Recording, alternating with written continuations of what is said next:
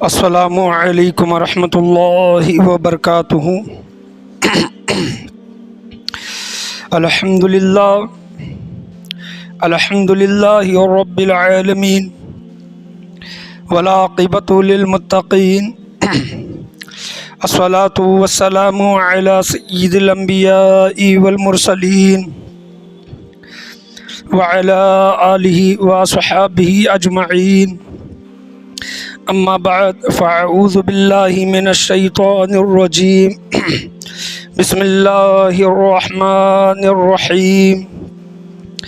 وَلِلَّهِ عَلَى النَّاسِ حِجُّ الْبَيْتِ مَنِ اسْتَطَاعَ إِلَيْهِ سَبِيلًا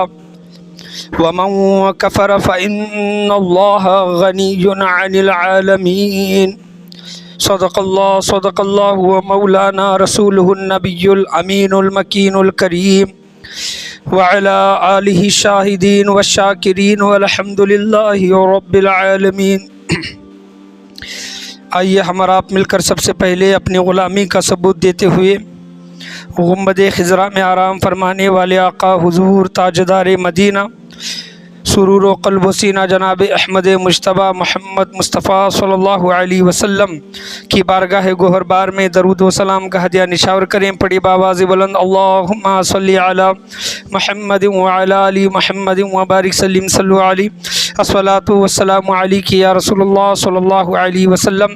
اور ایک مرتبہ عقیدت و محبت کے ساتھ نبی اور آل نبی کی بارگاہ میں درود و سلام کا ہدیہ نشاور کریں۔ اللہم صلی علی محمد وعلی آل محمد وبارک سلم صلو علی الصلاۃ والسلام علیک یا رسول اللہ صلی اللہ تعالی علیہ وسلم۔ الحمدللہ یہ تیسرا جمعہ چل رہا ہے مکہ معظمہ کی فضیلت کا بیان انشاءاللہ عزوجل میں آپ کے سامنے بیان کرنے کے لیے کھڑا ہوا ہوں۔ آج سب سے بڑا دن ہے، خاص کر کے عید کا دن، جمعہ کا دن تو ہے ہی ہفتہ واری، جمعہ کا دن فضیلت و عظمت کے ساتھ ساتھ عرفات کا بھی دن ہے۔ آج عرفات کا روزہ بہت سے لوگوں نے رکھا ہوگا، تو آج بہت ہی فضیلت و اہمیت کا دن ہے۔ حاجی لوگ آج ہی کے دن وہاں پر جمع ہوتے ہیں جس جگہ پر اللہ تبارک و تعالیٰ نے اپنا سب سے پہلا گھر بنایا، مکہ معظمہ کعبۃ اللہ۔ وہاں پر تمام کے تمام اس سال حج کرنے والے حاجی لوگ وہاں پر جمع ہیں۔ تو اللہ تبارک و تعالیٰ قرآن مجید فرقان حمید میں حج کے متعلق ارشاد فرماتا ہے، پارہ نمبر 4 سورہ آل عمران میں اللہ تبارک و تعالیٰ قرآن مجید فرقان حمید میں ارشاد فرما رہا ہے، اعوذ باللہ من الشیطان الرجیم، بسم اللہ الرحمن الرحیم۔ وَلِلَّهِ عَلَى النَّاسِ حِجُّ الْبَيْتِ مَنِ اسْتَطَاعَ إِلَيْهِ سَبِيلًا وَمَنْ كَفَرَ فَإِنَّ اللَّهَ غَنِيٌّ عَنِ الْعَالَمِينَ۔ اس کا ترجمہ ہے، اور اللہ کے لیے لوگوں پر اس گھر کا حج فرض ہے جو بھی اس تک پہنچنے کی استطاعت رکھتا ہو، جو بھی اس تک پہنچنے کی طاقت رکھتا ہو، اور جو اس کا منکر ہو، یعنی حج کرنے والا حج کرنے کا منکر ہو، تو بے شک اللہ سب جہانوں سے بے نیاز ہے۔ واللہ فإن اللہ غنی عن العالمین، بے شک اللہ تبارک و تعالیٰ تمام جہانوں سے، جتنے بھی جہاں ہیں تمام جہانوں سے بے نیاز ہے۔ یہاں پر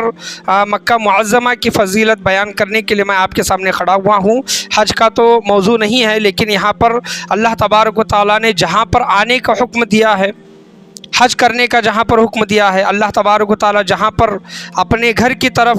بلاتا ہے تو وہ کہاں ہے؟ مکہ معظمہ میں، کعبۃ اللہ میں۔ یہ اللہ تبارک و تعالیٰ قرآن مجید فرقان حمید میں حج کے متعلق فرماتا ہے کہ جو بھی انسان مکہ معظمہ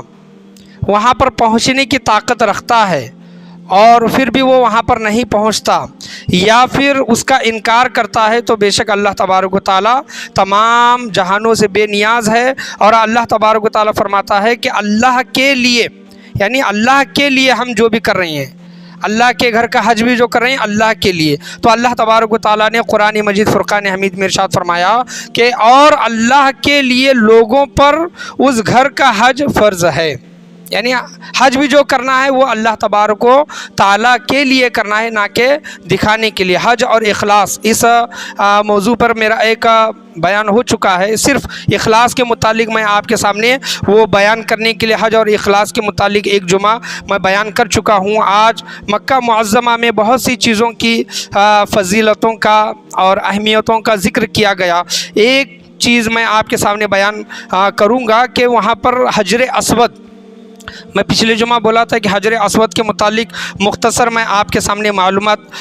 پیش کروں گا، اور اس کے بعد مکہ معظمہ کا موضوع اس جمعہ مکمل کر کے آنے والا جمعہ مدینہ منورہ کی فضیلت میں آپ کے سامنے بیان کرنے کی کوشش کروں گا۔ مکہ، یہ جو نام مکہ بھی ذکر آیا ہے اور بکہ بھی ذکر آیا ہے، ببکت یہاں پر۔ اب میں پہلے جمعہ جو آپ کے سامنے آیت جو پڑھی تھی، اللہ تبارک و تعالیٰ دیکھیں کہ قرآن میں ارشاد فرما رہا ہے، ان اول بیت ودیع للناس للذی ببکت۔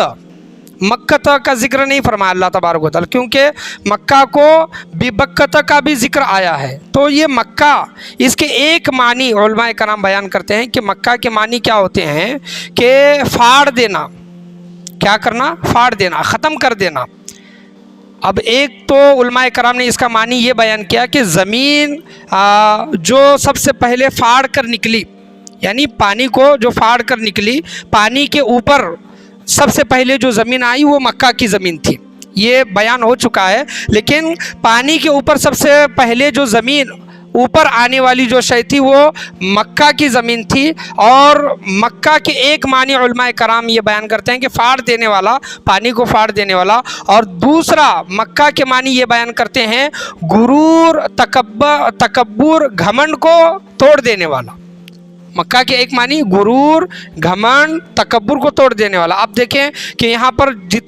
کتنا ہی بڑا انسان کیوں نہ ہو، چاہے وہ رکشہ چلانے والا ہو یا پھر دیش چلانے والا ہو، جب وہاں پر جائے گا، اللہ تبارک و تعالیٰ کے گھر میں جائے گا، تو وہاں پر اس کا غرور، گھمنڈ، تکبر سب کے سب ختم ہو جائیں گے، اور وہاں ایک ہی لباس دکھائی دے گا۔ یہاں پر الگ الگ مختلف لباس دکھائی دیتے ہیں، یونیفارم دکھائی دیتے ہیں، لیکن جب اللہ کے گھر میں جب انسان وہاں پر پہنچتا ہے، مکہ معظمہ جب پہنچتا ہے، تو ایک ہی لباس ہے، وہ سفید رنگ کا ہے، اور جس کو احرام بولا جاتا ہے۔ چاہے وہ ملک کا وزیر اعظم ہو یا پھر ملک کا کوئی عام انسان ہو، اللہ تبارک و تعالیٰ کی بارگاہ میں وہاں پر ایک ہی حیثیت رکھتے ہیں، وہ بندے کی حیثیت رکھتے ہیں۔ تو مکہ کی یہ بھی معنی بیان کیے گئے ہیں کہ تمہارے اندر کتنا ہی غرور، گھمنڈ، تکبر کیوں نہ ہو، وہاں پر جا کر تمہیں سر جھکانا ہے، وہاں پر جھکنا ہے، اللہ تبارک و تعالیٰ کو راضی کرنا ہے۔ مکہ کے ایک معنی علماء کرام نے یہ بھی بیان کیے ہیں۔ اب حجر اسود کے متعلق میں آپ کے سامنے بیان کروں کہ حضور صلی اللہ تعالیٰ علیہ وسلم کا ایک واقعہ ہے، میں آپ کے سامنے بیان کروں کہ حضور صلی اللہ تعالیٰ علیہ وسلم حجر اسود کے متعلق بیان کرتے ہیں کہ یہ حجر اسود جنتی پتھر ہے، یہ جنت سے لایا گیا ہے، اور جب یہ حجر اسود جب دنیا میں آیا تھا تو یہ دودھ سے بھی زیادہ سفید تھا، سفید رنگ اس کا تھا۔ آج حجر اسود ہمیں سیاہ رنگ میں، کالے رنگ میں دکھائی دیتا ہے، تو حضور صلی اللہ تعالیٰ علیہ وسلم نے اس کے متعلق ایک چیز یہ بیان کی حجر اسود کے متعلق، یہ جب دنیا میں آیا تھا تو دودھ سے بھی زیادہ سفید تھا، لیکن لوگ اس کو جب بوسہ دیتے تھے، جب اس کو چومتے تھے، تو یہ لوگوں کے گناہوں کو کھینچتا تھا، لوگوں کے گناہوں کو کھینچتا تھا، لوگوں کے گناہوں کو کھینچ کر، جذب کر کے آج یہ سفید پتھر سیاہ پتھر میں تبدیل ہو گیا ہے، کالے پتھر میں، لوگوں کے گناہ چوس کر۔ تو حضور صلی اللہ تعالیٰ علیہ وسلم کا ایک واقعہ ہے، حضرت عمر رضی اللہ تعالیٰ عنہ بیان کرتے ہیں، حضرت عمر رضی اللہ تعالیٰ عنہ حضور صلی اللہ تعالیٰ علیہ وسلم کے ساتھ تھے۔ عبداللہ بن عمر رضی اللہ تعالیٰ عنہ اس کی روایت کرتے ہیں، ابن ماجہ جلد نمبر 2 صفحہ نمبر 211 کی حدیث ہے، حضور صلی اللہ علیہ وسلم حجر اسود کے سامنے کھڑے ہو کر زار و قطار رو رہی ہیں اور اللہ کی بارگاہ میں دعا مانگ رہی ہیں، اور حضرت عمر رضی اللہ تعالیٰ عنہ سے حضور صلی اللہ تعالیٰ علیہ وسلم کہہ رہے ہیں کہ اے عمر، یہی وہ مقام ہے، یعنی حجر اسود کے پاس کھڑے ہو کر رونا اور دعا مانگنا۔ حضور صلی اللہ تعالیٰ علیہ وسلم فرماتے ہیں حضرت عمر سے کہ یہاں پر رویا جاتا ہے اور اللہ تبارک و تعالیٰ کی بارگاہ میں دعا مانگی جاتی ہے۔ یہ حضور صلی اللہ تعالیٰ علیہ وسلم ارشاد فرما رہی ہیں۔ اور حجر اسود کے متعلق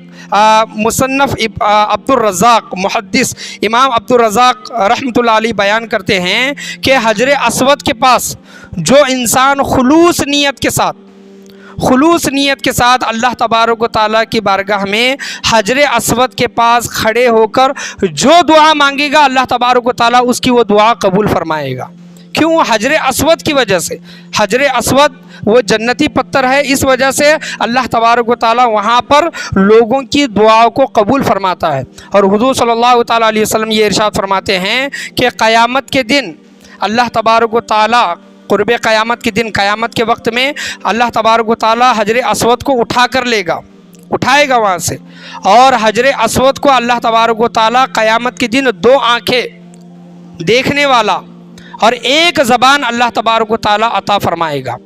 اور جس نے حجر اسود کو چوما ہے، حجر اسود کو بوسہ دیا ہے، وہی حجر اسود پتھر قیامت کے دن اس انسان کے متعلق گواہی دے گا، اس کی بخشش و مغفرت فرمائے گا۔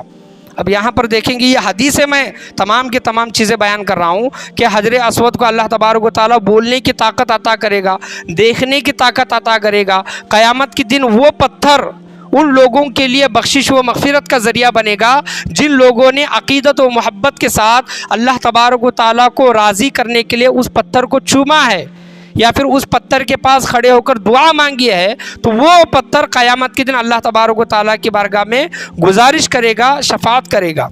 یہاں پر دیکھیں کہ ایک پتھر انسانوں کی بخشش و مغفرت فرما رہا ہے۔ لوگ اس حدیث کو تو مانتے ہیں، اس بات کو تو مانتے ہیں کہ حجر اسود میں اللہ تبارک و تعالیٰ نے اتنی طاقت رکھی ہے، حجر اسود میں اللہ تبارک و تعالیٰ نے ایسی تاثیر رکھی ہے کہ وہاں پر لوگوں کی دعاؤں کو قبول کیا جاتا ہے، اللہ تبارک و تعالیٰ لوگوں کی دعاؤں کو قبول فرماتا ہے۔ لیکن ایک ولی کی طاقت کو نہیں مانتے، وہ ولی جو اللہ تبارک و تعالیٰ کی راہ میں اپنی پوری زندگی نچھاور کر دیتا ہے، اور اللہ تبارک و تعالیٰ اپنے ولی کے متعلق فرماتا ہے کہ جو میرے عشق میں کھو جاتا ہے، جو میری محبت میں فنا ہو جاتا ہے، تو اللہ تبارک و تعالیٰ ارشاد فرماتا ہے وہ میرا ولی، وہ میرا دوست، اس کا دیکھنا میرا دیکھنا، اس کا دینا میرا دینا، اس کا چلنا میرا چلنا، اس کا پکڑنا میرا پکڑنا، اس کا بولنا میرا بولنا، اللہ تبارک و تعالیٰ نے اپنے ولی کی طرف یہ منسوب کیا ہے۔ تو دیکھیں کہ اللہ تبارک و تعالیٰ کی عطا سے جب ایک پتھر قیامت کے دن ان لوگوں کے لیے بخشش و مغفرت کا ذریعہ بن سکتا ہے، تو بے شک اللہ والوں کے پاس بھی اللہ تبارک و تعالیٰ کی طرف سے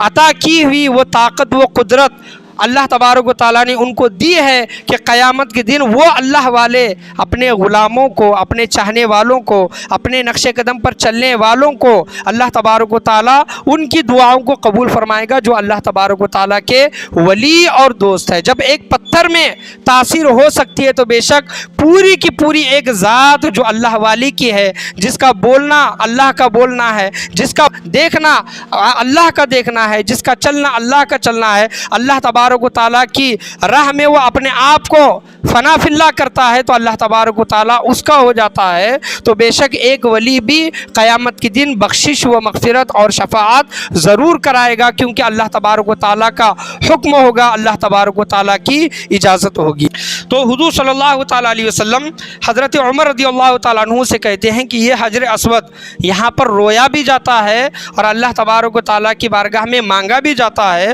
تو حضرت عمر رضی اللہ تعالیٰ عنہ حجر اسود سے کہتے ہیں کچھ دن گزرنے کے بعد یا پھر کچھ سال گزرنے کے بعد، مسلم شریف جلد نمبر 1 صفحہ نمبر 413 اور ابن ماجہ جلد نمبر 2 صفحہ نمبر 211 اور بخاری شریف میں حدیث آئی ہے، حجر اسود کی طرف حضرت عمر رضی اللہ تعالیٰ عنہ کہتے ہیں کہ اے حجر اسود تو ایک پتھر ہے۔ حضرت عمر رضی اللہ تعالیٰ عنہ کیا کہتے ہیں کہ اے حجر اسود تو ایک پتھر ہے، تو نہ نفع دے سکتا ہے نہ نقصان کر سکتا ہے۔ یہ حضرت عمر رضی اللہ تعالیٰ عنہ کا کے قول ہے، تو نہ فائدہ دے سکتا ہے نہ نفع دے سکتا ہے، میں عمر تجھے کبھی بھی نہیں چومتا، اگر میں اپنے نبی کو تجھے چومتا ہوا نہیں دیکھتا، یعنی میرے نبی نے تجھ کو چوما ہے، میرے نبی نے تجھ کو بوسہ لیا ہے، تو اس وجہ سے عمر بھی تجھے بوسہ لیتا ہے، عمر بھی تجھے چومتا ہے، تو ایک پتھر ہے۔ یہ حضرت عمر رضی اللہ تعالیٰ عنہ نے کہا، یہ حدیث سب لوگ جانتے ہیں، یہ حضرت عمر رضی اللہ تعالیٰ عنہ کا قول سب لوگ جانتے ہیں، لیکن اس کے آگے کی بات میں آپ کے سامنے بیان کروں۔ تاریخ مکہ المستدرک اور فتح الباری میں یہ واقعہ آیا ہے، جب حضرت عمر رضی اللہ تعالیٰ عنہ کا یہ کہنا حضرت علی رضی اللہ تعالیٰ عنہ نے سنا، وہاں پر موجود تھے اور انہوں نے سنا، تو حضرت علی رضی اللہ تعالیٰ عنہ نے کہا کہ اے عمر، میں نبی کریم صلی اللہ تعالیٰ علیہ وسلم سے سنا ہوں کہ جو کوئی حجر اسود کو بوسہ لیتا ہے، اگر کوئی مومن حجر اسود کو چومتا ہے تو وہ حجر اسود مومن کے گناہوں کو کھینچ لیتا ہے۔ کیا کرتا ہے؟ یہ حجر اسود مومن نے اگر گناہ کیے ہوں گے، ایمان والے نے اگر گناہ کیے ہوں گے تو اس کے گناہوں کو کھینچ لیتا ہے، اس کو پاک و صاف کرتا ہے یہ پتھر۔ اور حضرت علی رضی اللہ تعالیٰ عنہ کہتے ہیں کہ میں نے نبی کریم صلی اللہ تعالیٰ علیہ وسلم سے سنا ہے کہ اگر کوئی کافر حجر اسود کو چومتا ہے تو وہ حجر اسود جس نے لوگوں کے گناہوں کو کھینچا ہے، گناہوں کو جذب کیا ہے، تو کافر کی چومنے کی وجہ سے وہ حجر اسود ان گناہوں کو کافر کی طرف منتقل کرتا ہے، کافر کی طرف وہ حجر اسود وہ گناہوں کو ٹرانسفر کرتا ہے، منتقل کرتا ہے۔ تو حضرت عمر رضی اللہ تعالیٰ عنہ نے حضرت علی رضی اللہ تعالیٰ عنہ کی جب یہ بات سنی،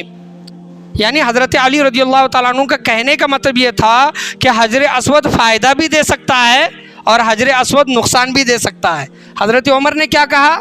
حجر اسود کے متعلق؟ تو ایک پتھر ہے، تو نہ فائدہ دے سکتا ہے نہ نقصان کر سکتا ہے۔ لیکن حضرت علی نے کیا کہا؟ یہ مومن کے گناہوں کو کھینچتا ہے، اگر کوئی کافر اس کو چومتا ہے تو مومن کے گناہ اس کے طرف منتقل کرتا ہے، تو یہ حجر اسود فائدہ بھی دیتا ہے اور نقصان بھی پہنچاتا ہے۔ تو حضرت عمر رضی اللہ تعالیٰ عنہ نے کہا کہ واللہ مجھے بات تو معلوم نہیں تھی، میں اس دن سے پناہ مانگتا ہوں۔ حضرت عمر رضی اللہ تعالیٰ عنہ کہتے ہیں کہ میں اس دن سے پناہ مانگتا ہوں، ایسے دن سے کہ عمر رہے، کیا رہے؟ عمر رہے، علی کا سایہ نہ رہے، عمر رہے لیکن علی کا سایہ نہ رہے، ایسے دن سے میں پناہ مانگتا ہوں، کیونکہ حضرت علی رضی اللہ تعالیٰ عنہ نے ایسے ایک جگہ پر نہیں بہت سے جگہوں پر حضرت عمر رضی اللہ تعالیٰ عنہ کی رہبری کی ہے، ان کو بتایا ہے کہ کیا چیز صحیح ہے کیا چیز غلط ہے۔ تو حضرت عمر رضی اللہ تعالیٰ عنہ حضرت علی رضی اللہ تعالیٰ عنہ کا مشورہ بھی لیا کرتے تھے، ان کی نصیحتوں پر عمل بھی کیا کرتے تھے، اسی وجہ سے کہتے تھے کہ میں ایسے دن سے پناہ مانگتا ہوں کہ عمر رہے لیکن علی کا سایہ نہ رہے۔ مطلب کیا کہ میں یہ کہتا ہوں کہ میری وفات، میری شہادت حضرت علی رضی اللہ تعالیٰ عنہ سے پہلے ہو، کیونکہ بہت سی چیزیں حضرت عمر رضی اللہ تعالیٰ عنہ کو معلوم نہیں تھی، تو حضرت علی رضی اللہ تعالیٰ عنہ نے ان چیزوں کے متعلق حضرت عمر رضی اللہ تعالیٰ عنہ کو بتایا ہے۔ یہ بہت سے واقعات ہیں، اگر کوئی پڑھنا لکھنا جانتا ہے، اسٹڈی وغیرہ اسلام کی کرتا ہے، تو حضرت علی رضی اللہ تعالیٰ عنہ اور حضرت عمر رضی اللہ تعالیٰ عنہ کے واقعات بہت سے لوگوں کو پتہ بھی ہوں گے۔ کعبے کے متعلق حضور صلی اللہ تعالیٰ علیہ وسلم بیان کرتے ہیں کہ کعبہ جس کی طرف ہم منہ کر کے نماز پڑھتے ہیں، تو حضور صلی اللہ تعالیٰ علیہ وسلم نے ارشاد فرمایا، قرب قیامت کے دن، قیامت کے روز کعبے کو سجا کر میرے پاس لایا جائے گا، کعبے کو سجا کر حضور صلی اللہ تعالیٰ علیہ وسلم کی بارگاہ میں لایا جائے گا، تو حضور صلی اللہ تعالیٰ علیہ وسلم کعبے سے بیان کریں گے کہ اے کعبہ بتا کہ میری امت نے تیرے ساتھ کیا معاملہ کیا۔ تو کعبہ کہے گا حضور صلی اللہ تعالیٰ علیہ وسلم سے کہ یا رسول اللہ صلی اللہ تعالیٰ علیہ وسلم، جو جو میری حاضری کے لیے آئے تھے، جن جن لوگوں نے کعبے کی حاضری جن جن لوگوں کو نصیب ہوئی، یا رسول اللہ صلی اللہ علیہ وسلم قیامت کے دن میں کعبہ ان لوگوں کی کفایت کروں گا اور ان لوگوں کی شفاعت کروں گا۔ کعبے کے الفاظ ہیں۔ حضور صلی اللہ تعالیٰ علیہ وسلم بیان کرتے ہیں کہ کعبے کو قیامت کے دن سجا کر میرے پاس لایا جائے گا، اور کعبہ آگے کہتا ہے کہ جو لوگ میرے پاس نہیں آئے یا رسول اللہ صلی اللہ علیہ وسلم آپ ان کی کفایت کریں، آپ ان کی شفاعت کریں۔ یہ کعبے کے الفاظ ہیں۔ یہ کیوں کہا؟ کیونکہ بہت سے لوگوں کی حیثیت نہیں ہوتی، استطاعت نہیں ہوتی، مال و دولت نہیں ہوتی کہ وہ کعبے کی حاضری ان کو نصیب ہو سکے، لیکن کعبے نے یہ کہا کہ یا رسول اللہ جو لوگ مجھ تک نہیں پہنچے تو یا رسول اللہ آپ ان کی قیامت کے دن کفایت کریں، آپ ان کی قیامت کے دن شفاعت و بخشش و مغفرت فرمائیں۔ یہ کعبے کے الفاظ ہے۔ اب یہاں پر دیکھیں کہ آخری بات میں آپ کے سامنے بیان کر کے اس موضوع کو ختم کرنا چاہوں گا کہ ایک سوال یہ بھی اٹھتا ہے کہ جب حجر اسود کے پاس جو کوئی انسان پہنچے گا مسلمان ہی پہنچے گا، کافر تو وہاں پر جا نہیں سکتا، کافر کی وہاں پر انٹری نہیں ہے۔ قرآن مجید فرقان حمید میں سورہ توبہ میں 10ویں پارے میں وہ ذکر ہے، یا ایھا الذین آمنوا انما المشرکون نجس فلا یقربوا المسجد الحرام بعد عامہم ھذا۔ وہاں پر مسجد حرام کے پاس اور مکہ مکرمہ میں وہاں پر کافر کی، نان مسلم کی نو انٹری ہے، وہاں پر وہ آ نہیں سکتا۔ تو جب آ نہیں سکتا تو حجر اسود کو کافر کیسے بوسہ دے سکتا ہے؟ تو یہاں پر ایک سوال یہ بھی ہے کہ انسان مسلمان ہے کہ نہیں، ایمان والا ہے کہ نہیں، یہ بول نہیں سکتے۔ یعنی حضور صلی اللہ تعالیٰ علیہ وسلم کی ایک حدیث ہے، اور آپ صلی اللہ تعالیٰ علیہ وسلم نے ارشاد فرمایا کہ میرے امت میں ایک ایسا زمانہ آئے گا کہ لوگ دن میں مسلمان ہوں گے، رات میں کافر ہو جائیں گے، یا پھر رات میں مسلمان ہوں گے، صبح میں کافر ہو جائیں گے۔ تو ایمان کی سلامتی بہت ضروری ہے، یاد رکھیں ایمان کی سلامتی۔ ہمیشہ کلمہ پڑھتے رہیں، ایمان پر قائم و دائم رہے۔ ایسے ہم سے بہت سے ایسے اعمال اور افعال ظاہر ہوتے ہیں، صادر ہوتے ہیں، جو بات کفر تک پہنچ سکتی ہے۔ اب ظاہراً ہم دیکھ کر تو یہی کہیں گے کہ یہ مسلمان ہے، یہ کلمہ پڑھنے والا ہے، یہ مسلمان ہے، لیکن دل کا حال کیا ہے یہ اللہ تبارک و تعالیٰ جاننے والا ہے۔ بہت سے لوگ وہاں پر حج کے لیے گئے ہیں، ہم یہ نہیں کہہ سکتے کہ پورے کے پورے مسلمان ہیں، پورے کے پورے کافر ہیں، لیکن اگر کسی نے ایسی غلطی کی ہوگی یا پھر کوئی ایسا کام کیا ہوگا جس سے کفر ظاہر ہوا ہوگا تو اس کا ایمان تو ختم ہے، وہ تو ایمان والا نہیں ہے۔ بظاہر تو وہ کلمہ پڑھ رہا ہے، نماز پڑھ رہا ہے، لیکن اس کا ایمان سلامت ہے کہ نہیں یہ اللہ تبارک و تعالیٰ بہتر جاننے والا ہے، ہم اور آپ یہ فیصلہ کرنے والے نہیں۔ لیکن حضور صلی اللہ تعالیٰ علیہ وسلم نے جو فرمایا کہ حجر اسود کو اگر کوئی کافر بوسہ دے گا، اس کا مطلب یہی ہے کہ جس کا ایمان سلامت نہیں ہے، جس کا ایمان ختم ہو چکا ہے، بظاہر وہ مسلمان ہے، تو ایسا انسان حجر اسود کو اگر بوسہ دے گا تو وہ دوسرے لوگوں کے گناہ اس کے نامہ اعمال میں اس کے طرف منتقل ہو جائیں گے۔ تو ایمان کی سلامتی بہت ضروری ہے۔ یاد رکھیں کہ انسان جانے میں یا پھر انجانے میں کوئی کام ایسا کر بیٹھتا ہے کہ وہ کفر ہو جاتا ہے۔ مثال کے طور پر بہت سے ایسے گانے وغیرہ ہوتے ہیں، انسان ان گانوں کو سنتا ہے یا پھر گنگناتا ہے، تو ایسے کفریہ گانے بھی ہوتے ہیں، وہ سننے کی وجہ سے انسان کافر ہو جاتا ہے۔ بہت سے ایسے الفاظ ہوتے ہیں جن کا بولنا بہت سخت منع ہوتا ہے، لیکن انسان وہ بول دیتا ہے اور کفر ظاہر ہو جاتا ہے، صادر ہو جاتا ہے، وہ انسان کافر ہو جاتا ہے۔ تو ایسے الفاظ، ایسے